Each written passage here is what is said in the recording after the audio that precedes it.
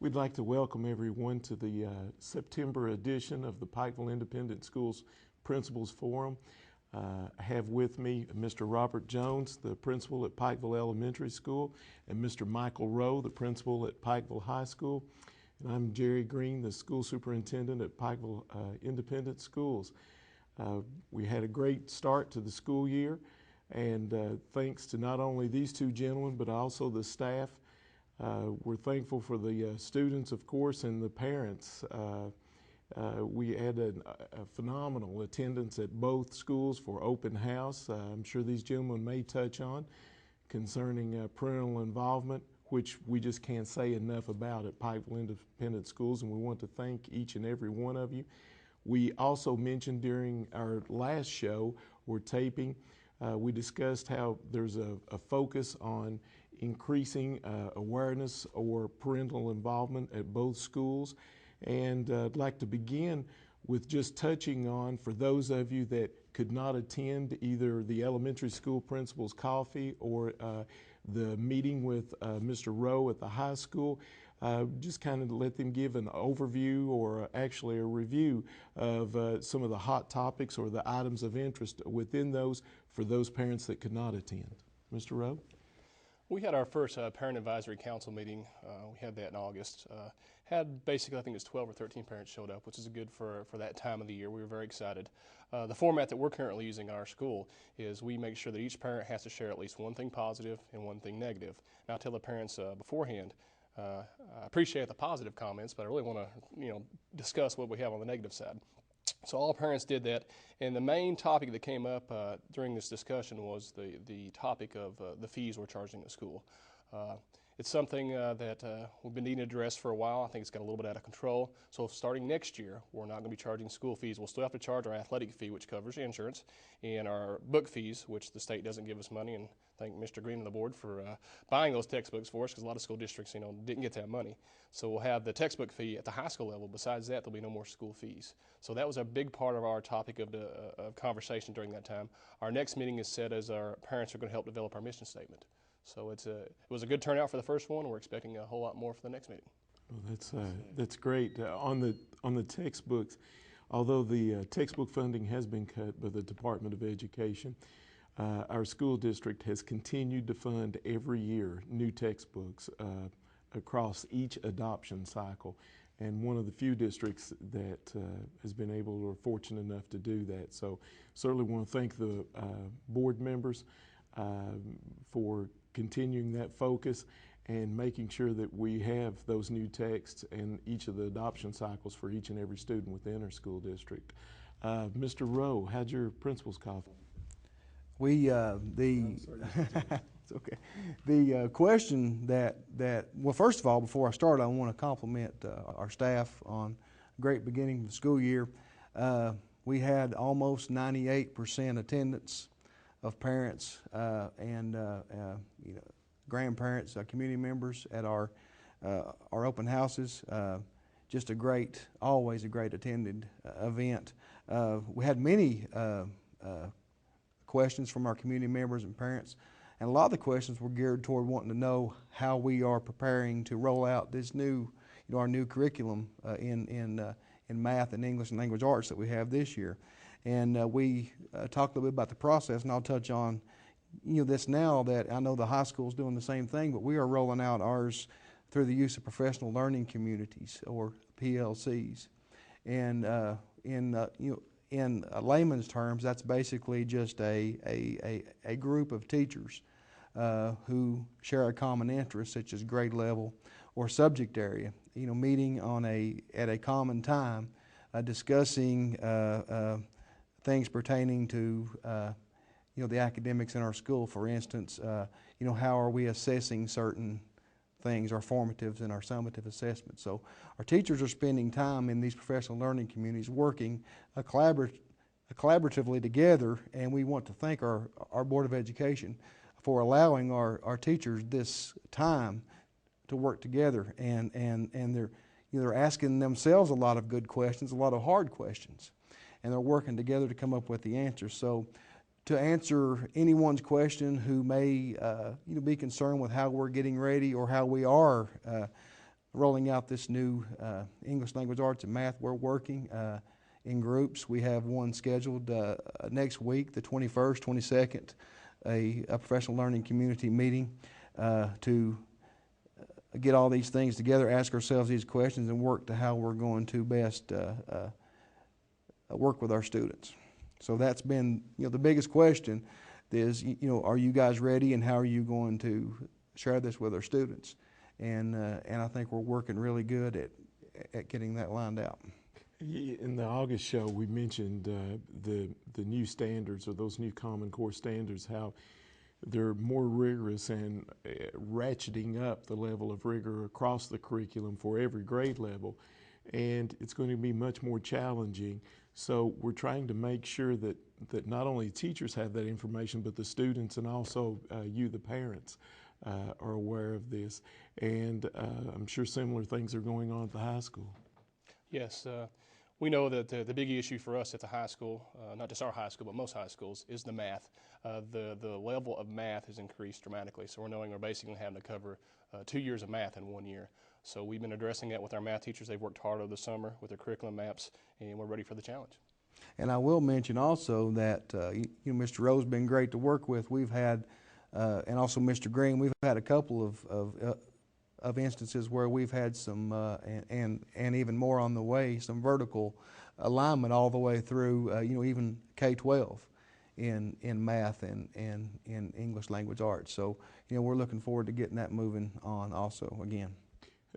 Another new addition within the curriculum this year deals with those program reviews. And for those of you that aren't familiar with that, it deals with, it's a way to assess students across the grade levels at both schools, the elementary school and the high school, concerning writing, concerning arts and humanities, practical living, vocational studies, and dealing a special focus within those arts and humanities and how that's assessed. And usually there's school themes that occurred during pilot school projects, where this was piloted by a handful of schools across the Commonwealth. But I'd like to ask the principals if they would to share what these program reviews will look like within the first year for the schools, or the elementary school. We'll begin. Yeah, well, as Mr. Green said, we are responsible this year for completing program reviews, or basically a self-evaluation of ourselves and our school in 3 areas of writing and arts and humanities, and also practical living and vocational studies. We feel like we are prepared to complete these reviews because we went through last year, as our community knows, I'm sure, we went through a very rigorous SACS, Southern Association of Colleges and Schools assessment, and we had to complete a self-assessment for that. And it was, by the way, we are really proud of our results there. We scored really well on that.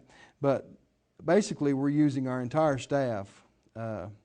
Is going to be broken up into different groups, along with parents, community members on each and every one of these groups. For instance, in writing, you'll have a certain group of teachers. We'll have community members, parents on those groups, and we're going to look.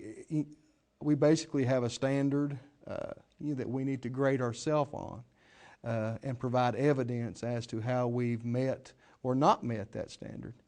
And also we have to produce plans as to how we are going to improve in each of those areas. So we're looking forward to the process. As a matter of fact, that process has begun. We have the things ready for our first initial meeting with all of our staff, and we're going to break off into our groups and get started. But we look forward to the process. We think it will be, if we don't get any results from it, the best thing that we could get is our own self-evaluation, because I feel we get a lot from that when we just talk among ourselves. And sometimes we judge ourselves a little bit harder than the state or community may judge us. Mr. Rowe. I guess I can say ditto. Now, we too went through the SACS accreditation process last year, and this is somewhat similar to that, because we're going to be breaking into the same kind of groups that do into elementary school. The important thing to me, I think, about it is, even though we're using a rubric to score ourselves, is what the plan at the end for what is not working. We can sit down, we can make those decisions with all the stakeholders. We're going to have students involved, parents involved, and teachers involved, and what is working, what's not working. So this is going to give us a chance to see what's not working and to make sure we fix it and make it work. Something too that there's a tremendous focus on both schools is making certain that students are involved in extracurricular activities, and one of the things that the program reviews will allow, whether it's chorus, SATB choir, whether it's drama, the music department, whether it's art, whether it's the literary guild, all these extracurricular offerings that we have within Pikeville Independent Schools will be able to be included during these program reviews. So that showcases some of the areas of excellence of students that may not get as much attention as they normally would or should receive.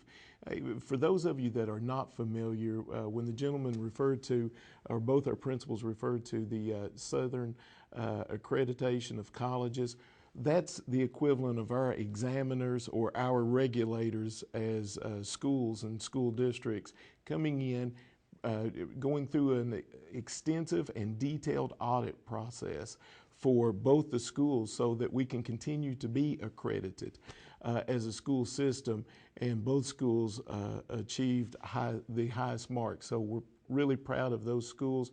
We're thankful for their efforts and hard work. Also, the staff led a very detailed process, not only to analyze or to find the information, to analyze the information and using it to become better. The whole goal is continuous improvement here. And within those program reviews, this will be another opportunity, as they just mentioned, where this is a self-evaluation. Just as the writing portfolios in the past across the state, at Pikeville Independent Schools, we placed a great emphasis on trying to make sure that we were at a higher level. And although the state may want to make certain they assess what's the minimum standards for each grade level, within this school district, there's no part for minimum here. We want to make sure that every student is progressing towards college readiness. You'll hear a great deal about that in the future.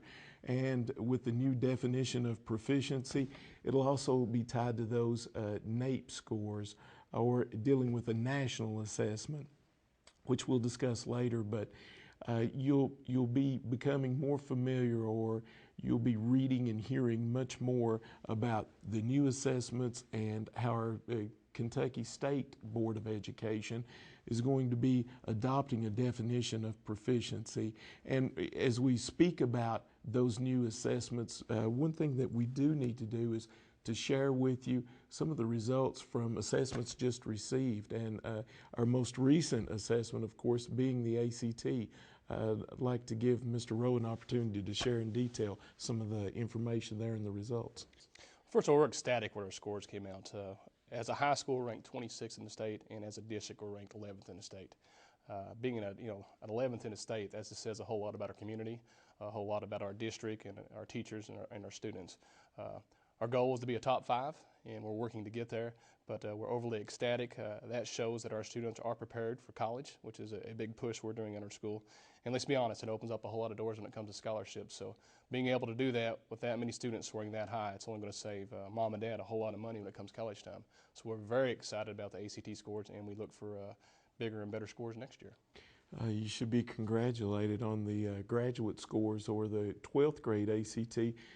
Across the board, within every subject area, there were gains. And one of the best kept secrets throughout the district was your sophomores. Would you please share the ranking for your sophomores? Sophomores took the plan test. The plan test is also made by the same company as ACT, and we ranked 3rd in the state of Kentucky. Again, we're ecstatic about that. That's our group is going to be taking the ACT this year, and the pressure on them is to be number 1, so not a whole lot of pressure. Right. Now, the most challenging part of that is under this new assessment model, the Commonwealth of Kentucky measures growth from that plan assessment during your sophomore year to the ACT score. So just to make sure everyone in this community is aware, we're starting out with a benchmark of being number 3 in the state. So no pressure, as Mr. Rowe just mentioned. Mr. Jones, any assessments that you would like to share that will be coming up or that may be currently embargoed? Yeah, what we receive in the summer, as well, maybe you don't know, but we, in this district, we test all of our students at the elementary school, grades K through 6, in a standardized test at the end of the school year. We're required to test grades 3 through 6, but we test K1 and 2 also as a way we can use the results to kind of grade ourselves. We did receive those scores back this summer in the Iowa test in grades K1 and 2, and we're pleased with the results. You should be receiving, if you're a parent, you should be receiving those scores if you've not already received those scores in the mail. We're pleased with our growth. Of course, I think this year we may have to reevaluate our off-grade level test to see which test we want to use, but we did use the Iowa test of basic skills the past couple of years at the school. And also we do have, we're expecting the results of our Kentucky core content assessment test soon.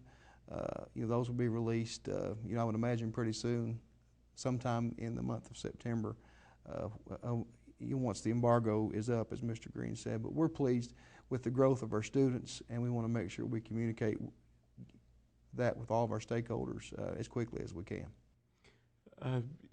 Concerning that, are there going to be some opportunities coming up this month for parents to be more involved or at the school or any special events? Yeah, actually, I'm glad you mentioned that. We have a couple of events. First of all, I want to make sure, I wanted to mention this last month and forgot. I want to invite every parent, a community member, whoever you would like to come. We have our site-based council meetings the second Tuesday of every month, beginning at 4:30 at the elementary school. We usually have our agenda set. We begin right at 4:30. Our members, just for your information, we have a alternate setup. Our site-based council, most site-based councils throughout the state are a eight member group. We have a 6-member group. We have a 9-member group. We have actually 5 teachers, 3 parents and myself, which makes up the council. Our teachers who are on the council this year are Miss Misty Prater, Miss Glenda Aggins, Miss Lara Keene, Miss Jatana Hall, Miss Kim McPeak. Also, we have 3 parents who are our council members this year: Mr. Brent Lee, Miss Kathy Cottle, and also Miss Paula Scott, and of course myself. So we have those meetings the second Tuesday of each month, beginning at 4:30. Also, one of the biggest events that we have yearly at our elementary school, we started this a couple years ago. Actually, it's been going on quite a bit longer than that, but we started doing some things a little differently a couple years ago. This Thursday, actually September the 8th, we have our annual Grandparents or / Grand Friends Day, to which we invite the grandparents of our students. Also, if of course, there's not always a grandparent, so there's a grand friend can come in to eat lunch with her child. We have a special recognition for our grandparents. When they come in. We also, Mr. Green understood a couple years ago, we served over 400 additional meals last school year alone for our grandparents. So Mr. Green recognized the need for us to provide a little bit of help with some of our grandparents getting in. So we actually are providing a shuttle service, a transportation service from our parking fields. Our basketball court on the playground will be open, and also we have the lower field will be open for parking, and we'll have a shuttle service running. We've had a lot of good compliments about that, by the way, from those grandparents. But we'll bring you to the door from your car, and we'll also pick you up and deliver you back to your car after you finish. So we have a large turnout. We have wonderful community support. I think I mentioned this last month, but I want to make sure I mention it again, because I've been in places to where it was kind of hard to have some parental involvement. It seems like we certainly don't have that problem here. Our community supports our schools, our parents, all the stakeholders support our schools. They come out when they're needed. They come out to support us for these kind of events. So again, Grandparents' Day, it's a big deal, and we're looking forward to that. Also, another activity coming up is on the 22nd of September, beginning at 5:30 p.m. We'll have our family writing night, family reading and writing night. We have several of those planned almost monthly throughout the school year, in which we offer times for parents to come in or grandparents to come in and share an evening with their child. We offer some helps, some people coming in to speak to parents, on writing, how they can help their child at home with their homework, things like that. The kids will go through different stations in which they work on a different project in reading and writing. We have great turnouts for those. We have large numbers of students and their parents turn out for those meetings. Also, I have we're starting something a little different this year. I have a station set up myself, in which I will take groups of parents during this time and discuss issues with them, field questions, and provide them some information as we go along. So again, that's on the 22nd. That's Thursday, the 22nd of this month. It's Reading and Writing Family Night at the elementary school. And also, we have a petting zoo. We're going to have a petting zoo available for the younger kids also. So we have several activities planned throughout the school year, and I think this is a good way to share and get those out. Check our website for updates all year long. Thank you. Mr. Rupp. No petting zoos at the high school. Big dates that pop into mind. Parent Advisory Council, it's the first Tuesday of every month at 6 o'clock. We invite all parents to come out, even if you're not a parent. Even though we call it the Parent Advisory Council, we still want you to be a part of our conversation. So the first Tuesday of the month, 6 o'clock, at the high school. We have our school council meetings. They're the third Monday of each month, and that's at 5:30. That's in the front office conference room. That's open to the public. Please come in. Let them share anything they want to share. We have the public comment section at the beginning. That way, if a parent just wants to come in and voice a concern, or don't have to stay for the entire meeting, because sometimes they can get lengthy with some of the policies and stuff we work with. So we want people to be a part of that. A big date coming up is September the 20th. We'll be taking our Explore and our Plan test and our Kaplan ACT.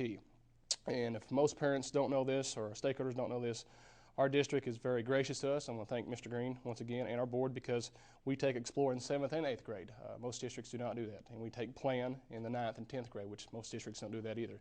So this allows us to be able to look at data longitudinally from 7th to 8th grade and from 9th to 10th. So we're very excited about that. It is part of the state assessment for those. The Kaplan ACT is basically a practice ACT test, and I want to thank the district. They've helped us cover the cost with that. So it allows our students to take a practice ACT to see where they're at, and we can identify some areas for improvement upon that. Beyond that, on the stakeholder email that's sent out weekly, please pay attention to the e-planner. It's got all the events going on. We've got so many extracurricular activities going on all the time. It's kind of hard for me just to start spitting them out. So for not wanting to leave any of them out, just check out the e-planner. It's got all the dates and times. Please come out and support our teams. Thank you. Something that I do need to point out.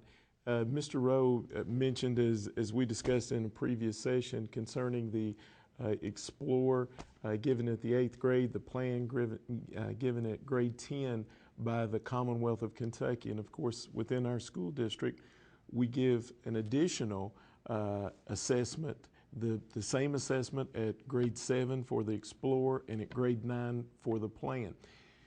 This new curriculum that we were discussing, it's closely aligned with the College Board, or the curriculum provided by the College Board. Well, this is this ACT that everyone is so focused on, and whether your son or daughter, regardless where they plan to attend, that's one of the first things that they will be asking for is, how did they do?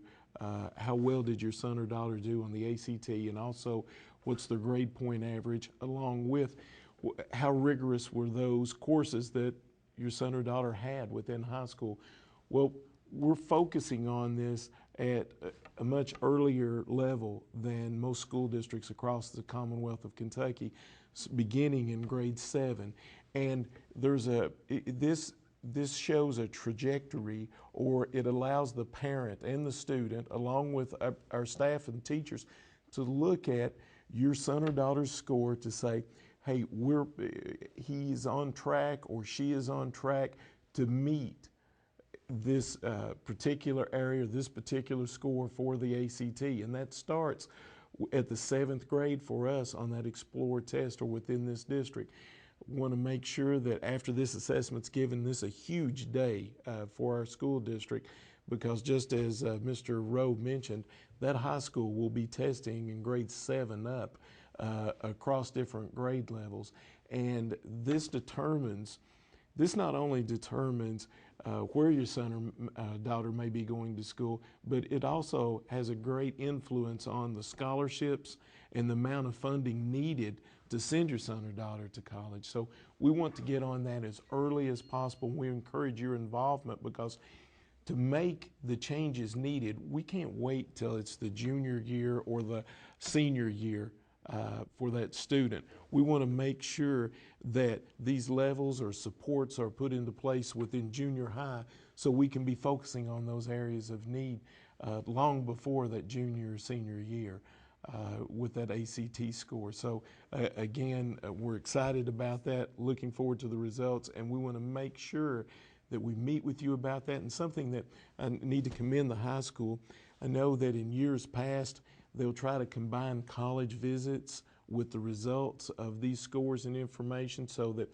one of the things that the recruiters from the colleges want to do is they want to gather this information.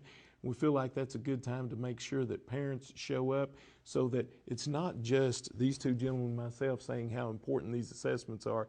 You'll hear it firsthand from the colleges, and I know that actually you're starting several visits even this month with colleges. Could you provide an overview or share with you some of the information that the colleges would like to meet with students or parents about, or as to why it's important for them to attend? Well, I think it's very important because a lot of parents don't understand the entire process. First of all, when it comes to when you're a senior, when it comes time to start filling out, you have to fill out the financial aid forms. That's the most important step to get anywhere in college. So when you bring the recruiters in, that's the first thing they're going to talk about, is making sure we get our financial aid forms filled out to see what aid is available for students. Beyond that, they want to talk about ACT. They want to talk SAT. They want to know where those scores are and tell you what you qualify for when it comes to the different types of scholarships out there. And basically, they just want to give parents an overview of what their school offers versus other schools. So we are constantly having schools come in and talking, and we have kids constantly going and visiting these schools. Pikeville's name is synonymous with success at a lot of these colleges, and when the colleges come in, they say they want the best and the brightest kids, and they want to come to Pikeville and get them, which says a whole lot about our school district. That's great, and if you'll notice, the focus of that high school is on making sure that our students are prepared to be college ready. Regardless what assessment's given by the Commonwealth of Kentucky, our focus has got to be on making sure that those students are college ready. So that'll continue to be the focus. And of course, something that I know that many of our parents probably received within your most recent stakeholder email was a photograph of many of our students with wearing orange instead of maroon. Would you like to share some of that information? Yeah, we had 102 of our high school students are currently enrolled in the dual credit with UPIKE, which is an astonishing number. They were very nice and sent us some T-shirts over, so we grouped our kids together and took a picture of that. But to say looking on this in the last couple of years, even imagining that you could have over 50 kids doing a dual credit would be, quite an accomplishment. But right now we've got 102. And if you just look at the number of kids that are taking dual credit and the number of kids that are taking AP courses, it's now 52% of our student population are enrolled in one or the other, if not both. And that is just showing you that the dedication we're having to prepare our kids for the next, step in their life. So 52%. 52% of the high school student body is enrolled. Yes. Can't say enough again about Governor Patton, the president at the University of Pikeville, and their efforts to provide opportunities to our students. And just want to again say thank you to the university and our new transportation director, Mr. Bart Williams, providing transportation services daily, multiple times to the university from Pikeville High School, and that's a huge benefit for our students. The other thing, again, we're just thankful that the district can continue to provide or to pay for the final exams or those assessments for the AP courses, and I know that there's additional AP offerings this year, and of course I think touched on before about the number of teachers trained, and hopefully you've noticed within your observations those same instructional strategies have been transferred down to the other classes. Yes, they have. The pre-AP curriculum actually is now being covered in 7th and 8th grade, so we're exposing our students to this curriculum at a much younger age, and it's only going to be advantageous because currently we've got freshmen now taking AP U.S. history for the first time, and the research will show it doesn't matter if they take it as a freshman, a sophomore, or junior. The chances of passing is still the same. So we're exposing our students to this curriculum at a much younger age, and let's be honest, they're going to have college credit. It's going to save mom and dad money, so this is, I mean, it's exciting. Okay, well, great. I know that when we mention the university, usually there's another major event that's tied in with the university, and Mr. John Justice is the director of the CEDAR program, and you may want to begin with Mr. Jones sharing the involvement at the elementary school and the plans for this year for another exciting year of involvement with the CEDAR Coal-Fire project. Well, I'm certainly glad you mentioned that because I wanted to make sure that I mentioned that before we ended today. You know, sometimes when we, when we go back and look through the process for our program reviews, you know, what we see is sometimes we fail to realize the true importance of having these community partnerships with our school. As a matter of fact, these community partnerships that we have are going to be a big asset for us as we grade ourselves on these program reviews. As Mr. Green mentioned, I want to mention 2 partnerships. We have a partnership with CEDAR, you know, Mr. John Justice this year. We have 3 teachers, 3 employees who took on the task this year of coordinating that event. Miss Ann Wilson, Miss Glenda Aggins, and also Miss Tracy Tackett are going to be attending the meetings, and we are planning on working on some units in our classroom on coal, some writings in coal, about coal, you know, the importance of coal in Eastern Kentucky. And also we are going to get our students more involved in the Cedar Coal project that's coming up soon. Again, those are big things. You know, community partnerships are big things in a program review. So we're excited about Cedar. We're excited about Mr. Justice. He does a great job, and we really appreciate the fact that they work with us. Another partnership that we are working on in the process we're working on now, don't want to reveal too much about that, but some of our art students in our art classes are going to be working with the city of Pikeville on some certain projects. Don't want to reveal a lot about that yet, but that's coming up soon, and you should be able to see a little bit around town within the next little bit there. So, you know, those community partnerships, as Mr. Rowe mentioned, with the college, with City Hall, with CEDAR, with groups like that, are very beneficial to our schools. And as we start these reviews, we really find that out. Now, CEDAR extends all the way up through the high school, too. Yes, Ms. Scott was charged with the task last year of working with Mr. Justice in the CEDAR group. I guess being new to the area, I mean, grown up around the area, but just coming back last year, didn't realize how big of an event and how successful it can be with what Mr. Justice has put in place. He provides a curriculum. I can tell you Ms. Scott was on top of it. Our students did a great projects, and we're looking forward to bigger and better things this year. And also, we have several members of our community, you know, that's involved in the mining profession, you know, give up their time to come in and help judge these projects and offer feedback to our students as well as the teachers on our projects. So it's a big community event. So not only is it a learning experience tied within core content or the new Common Core standards, the students also have an opportunity to win monetary prizes. Oh, absolutely. Or absolutely. And some of those range into a great deal of money for the students. Yeah. I thought about entering one myself, but no, it's and again, the partnership is extremely valuable, and we plan on for lack of a better term, kicking that up a notch this year. Taking it a little bit further. Having some nights in which we maybe you tie some of our family nights with Cole and with the community, because it is a big industry here in Eastern Kentucky. We are proud of our coal miners. We're proud of those folks who work in the coal industry, and we want to make sure that we celebrate that at our school, because coal does drive us. Since we last met from the last program, I think hired a new parent liaison, and I'm sure you have several activities in which you'll need volunteers. And those parents that are interested in providing a helping hand to the school, could you share with them some ways that they could volunteer, and also maybe some opportunities and who they could contact? Yeah, absolutely. We, as I mentioned before, we have a very active parent volunteer program at our school. We lost Miss Jill Fraley last year. She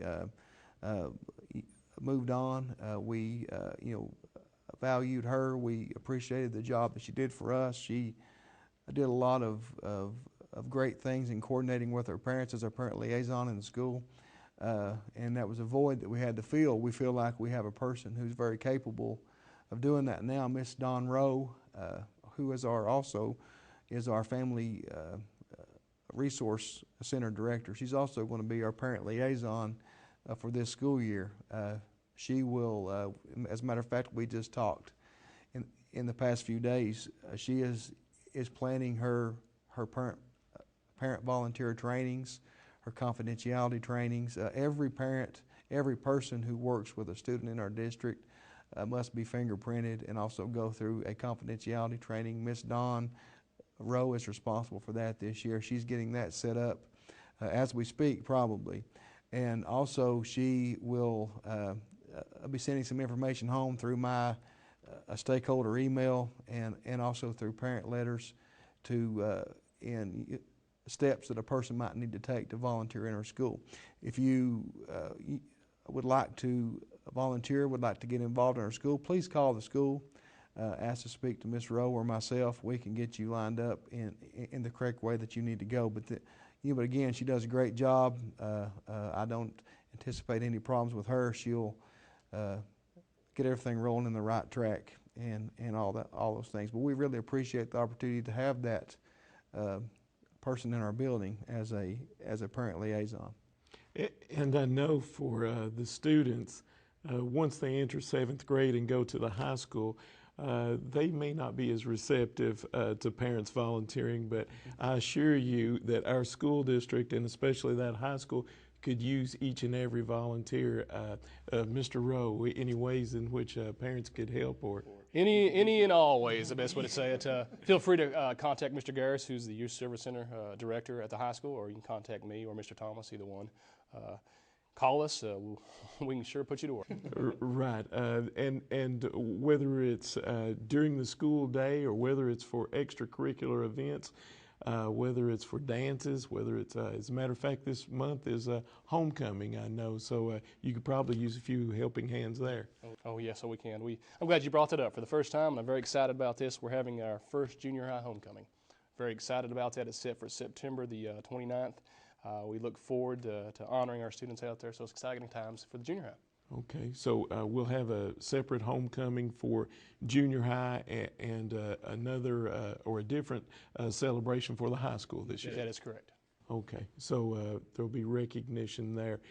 Something that had some community members ask me about regarding technology, the use of technology. At the last taping, I think that we mentioned that within every single classroom throughout our school district, we have the smart board technology, not only there, but being used and implemented.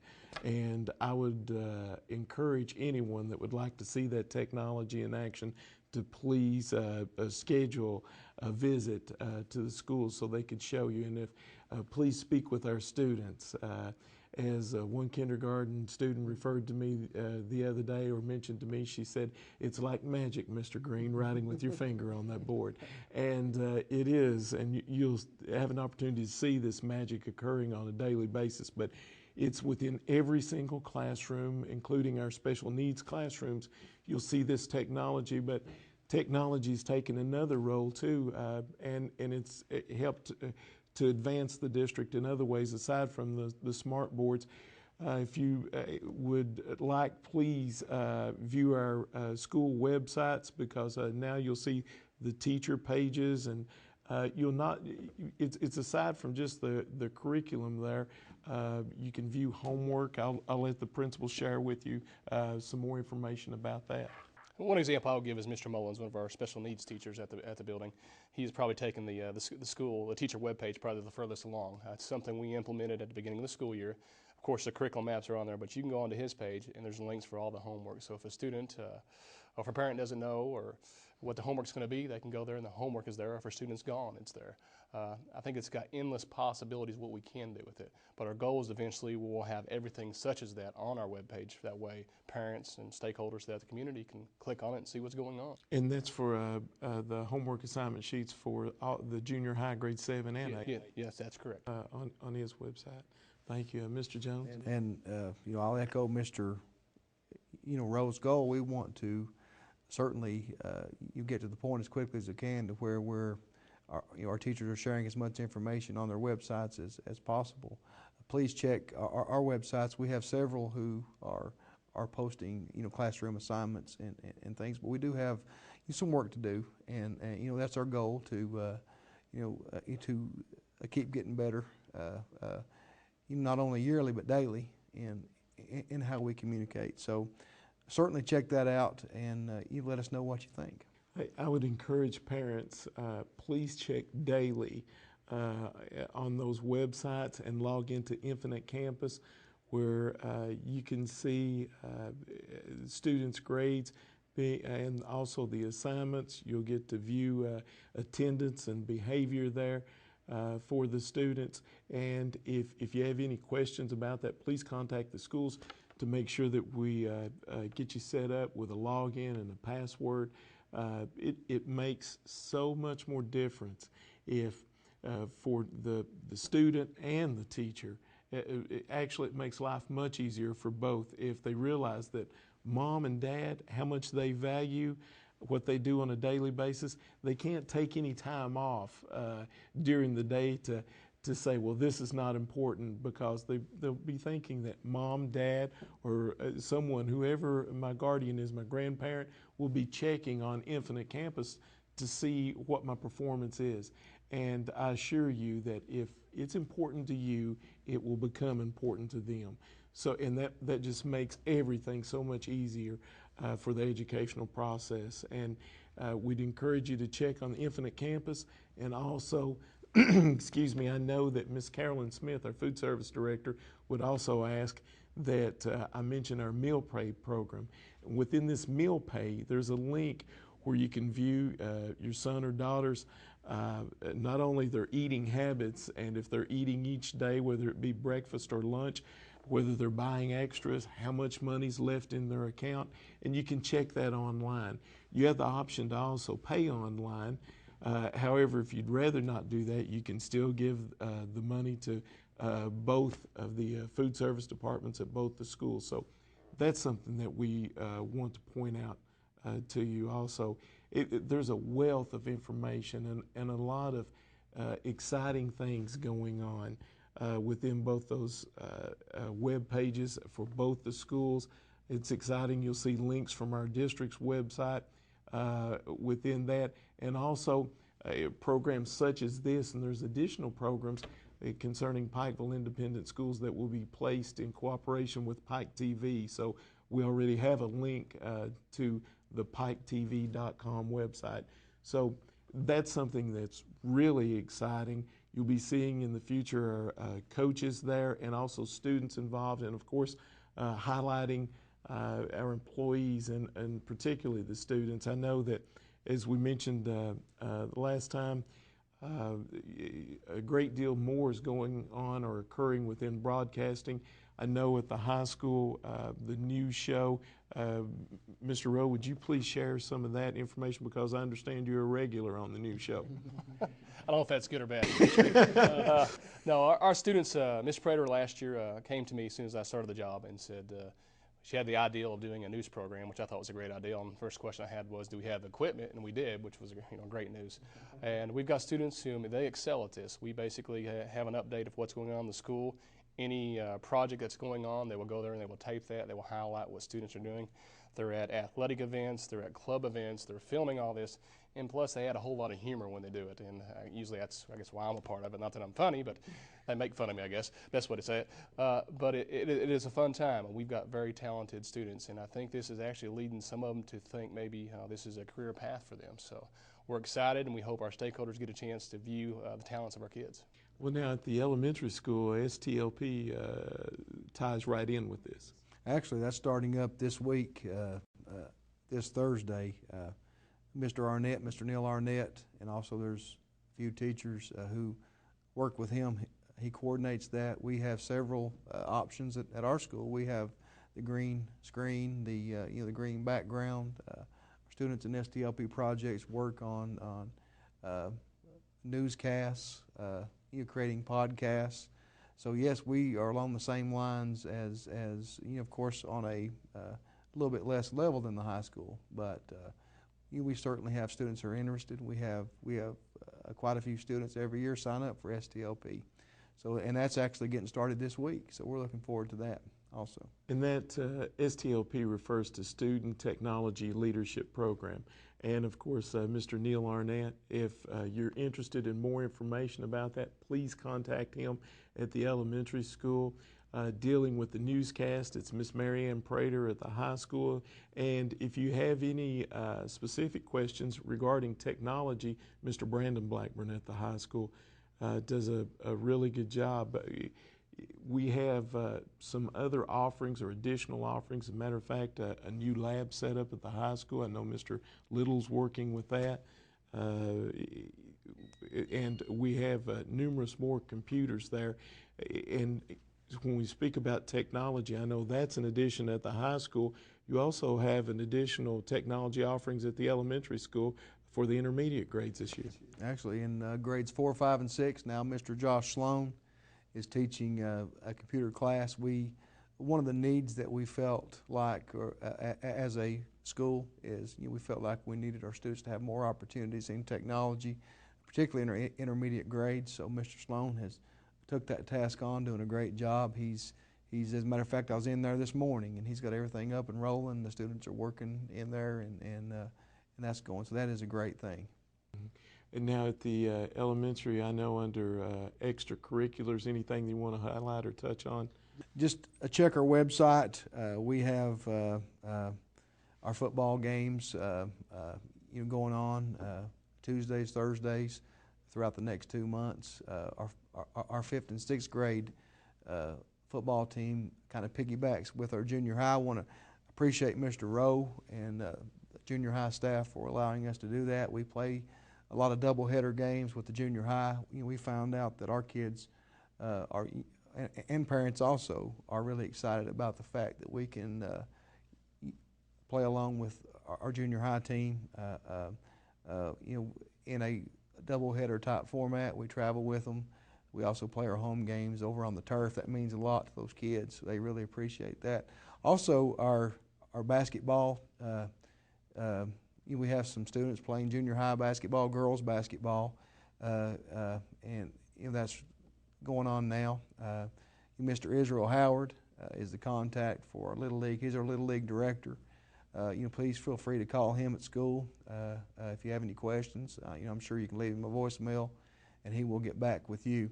Also, Miss Misty Prater, works with our Little League girls programs, does a fantastic job. She's also, I think, your junior high basketball coach. Also, another thing that we're excited about is we have our 2nd and a 3rd and 4th grade football getting started up here within the next week or so. We play an intramural type league. 120 or 30 some kids, I think, in grades 2 through 4 have signed up. Practices are going on now. getting everybody suited up, and I think that play, Mr. Howard told me this morning that play, I think next week, their games actually start next week. So we have a lot of activities, going on. Plus the clubs we have numerous clubs, a literary guild, getting ready to start an art club. We have, the STLP program, a band, a chorus. We have several programs in which your student can get involved in at our school. And we're excited about all those extracurricular activities. I know that, Mr. Rowe, this is probably a great time to ask you about extracurriculars because it appears as though that whether it's volleyball, the ladies soccer team, or the guys soccer team, or football, it seems, and especially the golf too, all the sports that's going on now, it seems like there's a tremendous amount of success. Yes, I guess last year when we said we're back, I think we actually are back. It's pretty exciting. Our kids are working very hard. I'm very excited for them, their parents, our community, and our coaches. They're playing very hard. We've had a great successful start of the season for each of our sports, and we invite folks to come out and watch us because with the exception of usually Wednesday, there's something going on. Throughout the district. Again, I just want to say thank you to both of these gentlemen on the job they're doing. Thank you to the staff, all the employees throughout our school district. I would encourage each and every member, you don't have to be a parent to become involved. I promise you that if you have some extra time and you would like to help advance the students of Pikeville Independent Schools or this community, we can find a place for you to help, and I'm certain that it would mean a great deal to the students within the school system. We thank you for the parental support that you give. We thank you that this community is unique to Eastern Kentucky. We appreciate the value that you have on both the academic side and on the extracurricular, the athletic side, because it's really simple here. If we participate, we want to be the best across the board, regardless what area that is, and we want to give every student within the school district the opportunity to be the best. So again, we just thank you. If you have any questions or comments or concerns, please contact Mr. Jones at the elementary school, Mr. Rowe at the high school, or myself, Jerry Green, here at the central office. But again, we're off to another exciting school year.